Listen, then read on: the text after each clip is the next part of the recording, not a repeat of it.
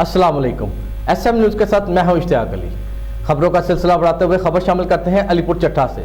जहां कौमी अमन कमेटी बराए बैनुल मज़ाहिब हुकूमत पाकिस्तान के ज़िले दफ्तर अलीपुर चट्ठा में senior vice chairman NPCIF Punjab जनाब मोहम्मद इकबाल साहब ने अपनी काबीना के हमरा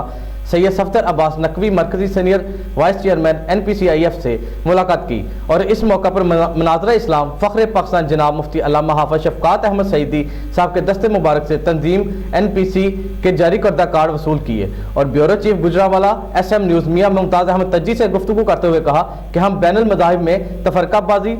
शरअंगेज़ी की रोकथाम के लिए अपना किरदार अदा कर रहे हैं। जी नाज़रीन, मैं गुजरात के मरकज़ी दफ्तर अमर कमेटी में खड़ा हूँ। यहाँ के वाइस चेयरमैन मोहम्मद इकबाल साहब के पास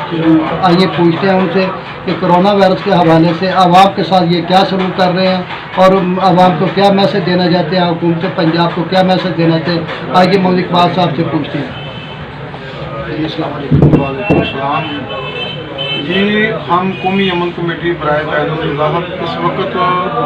अपनी तंजीम में शरअंगेज़ी और फ़िरक़ाबाज़ी की रोकथाम के लिए किरदार अदा कर रहे हैं और जो इस वक्त हालात जा रहे हैं कोरोना वायरस के वजह से, हमारी तंजीम कौमी अमन कमेटी बराए बैनुल मज़ाहिब गरीब और मुस्तहिक़ अवाम तक हमदर्द पहुँचा रही है